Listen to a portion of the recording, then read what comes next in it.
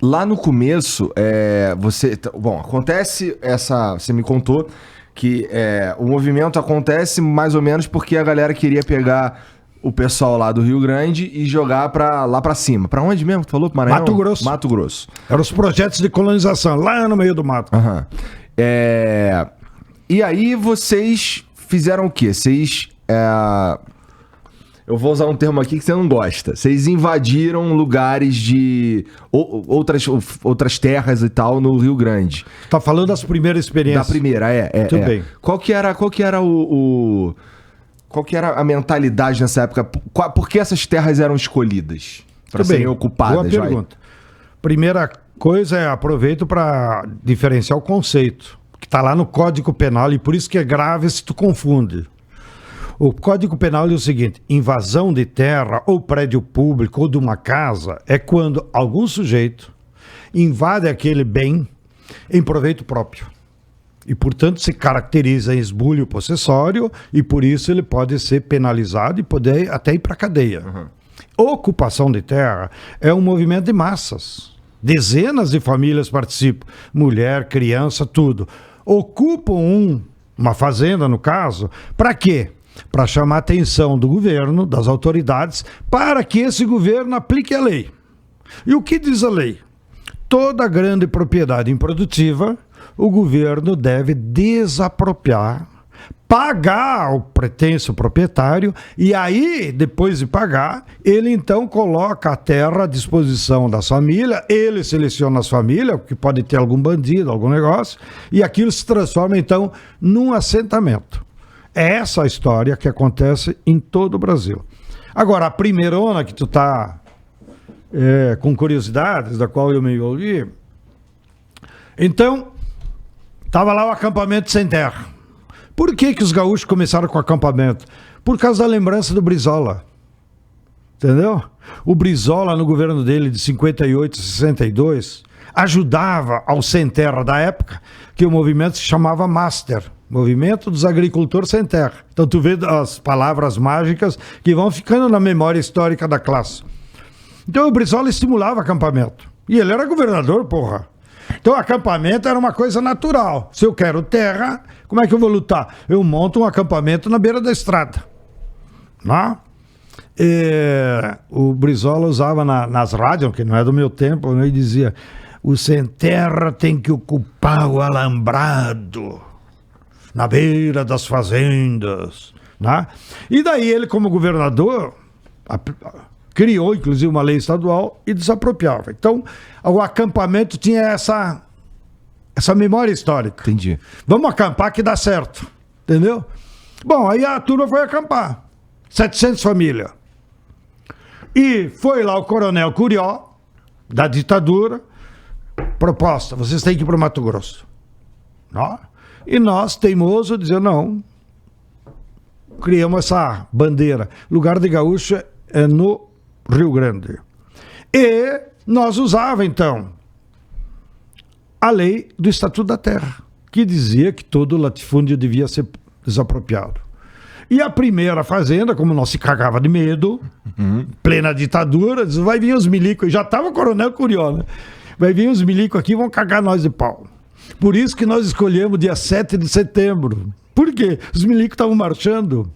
E aquele 7 de setembro, que eu bem me recordo, era uma quinta ou sexta-feira. Então nós fizemos uma conta.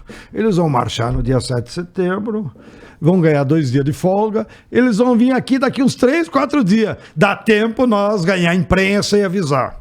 Aí, claro, ninguém é tonto, com aquelas mesmas famílias que não queriam ir para Mato Grosso, algumas foram. O município hoje de Rio Verde é formado por essa gente, gaúcho, que depois, mais tarde, revenderam, aí virou agronegócio, lá no Mato Grosso. Mas a turma que ficou lá, teimando, né? Daí nós descobrimos que tinha uma fazenda que era grilada. Grilada é o seguinte: o cara não é dele, mas ele entrou numa terra pública, né? Que era uma tal de Granja Macali. Arruma uns papel frio e tal e fala que é dele. O cara aproveitou porque era amigo dos milicos, era da Arena, da Antigo, e entrou na terra que tinha sido desapropriada pelo Brizola, não foi distribuída, então a terra estava lá parada. Então, o governo posterior ao Brizola em vez de distribuir, meio que deixou lá e deve ter incentivado a esses fazendeiros, né, a tomar conta da terra sem ser deles. Não tinha o documento era do governo do estado. Bom, aí a turma ocupou essa fazenda de 1.200 hectares. Aí nos 3 dias que deu tempo, nós avisamos a imprensa, ir para Porto Alegre, a área é pública, tá aqui os documentos, é do governo, fulano tá grilando, né? E não pode ficar lá. Inclusive, nesse caso, foi até fácil justificar, que nem era um fazendeiro comum. Era Madeireira Carazinho Limitada, daí o nome Macali, né? Então era até uma madeireira que estava esbulhando, né? E tal. Então... criou. O que é esbulhando? O que é esbulhando? Porque é isso que eu disse da lei, né? Esbulho possessório, tu vai lá e pega. Ah, tá. Entendeu? Tá bom. É tomar em proveito próprio. Tá. Aí repercutiu muito. E na sequência, né? Se fosse uma gíria. Não. Repercutiu muito na sequência. Eles achavam que nós ia recuar. E nós fizemos o quê? Pedimos audiência com o governador, que era o Amaral de Souza na época, nomeado pela ditadura. Fomos lá com o governador, com um ônibus. Claro, os sindicatos, os deputados nos ajudaram já na época. Vamos lá. O governador, com a pressão da imprensa, aceitou dar audiência. No meio da audiência, levamos os documentos, os argumentos, as fotos e tal. Aí ele cometeu a besteira de dizer, não, eu vou dar as terras para vocês, então. Pronto, uma puta vitória. Aí serviu de exemplo pro mundo, né? Entendi. Vale a pena ocupar, que agora tem que acertar o que ocupar, né? E aí, mas assim, eu imagino, como você falou, todo mundo com o cu na mão, né? Meu Deus do céu! Na ida do ônibus, o assento mais ocupado era do banheiro. Interessante. Plena ditadura, o governador interventor. Né? Puta merda! E foi um deputado nosso que era depois virou PTB, né? Na época ainda era MDB, que nos convenceu. Vamos pedir audiência. E ele, como deputado, então interferiu, né? Vamos pedir audiência com o governador, porra, vocês não estão cometendo nenhum crime. Não, vamos esperar o quê? E o governador, deputado, sabe como é que é as relações com o parlamento, com o legislativo estadual, concedeu a audiência, chegamos nós lá, ele achou que ia atender só o deputado, né? Nós chegamos com um ônibus. Fizemos uma festa. Olha de novo o exemplo. Não faça nada sozinho. Sempre em coletivo, em comissão. Foi feita a assembleia. Agora aqui do acampamento vai ter audiência com o governador. Quem que vai? Então selecionaram. A outra esperteza que nós aprendemos com os velhos. Sempre homem e mulher. Sempre família. Porque quando tu tem um movimento só de homem, o cara acha que é macho e quer resolver na porrada. Problema social tu não resolve na porrada. Nem resolve com a repressão da polícia.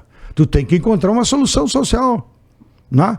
Bom, e para se caracterizar com um movimento social, que tem que ter uma solução social, a melhor coisa é a família toda participar.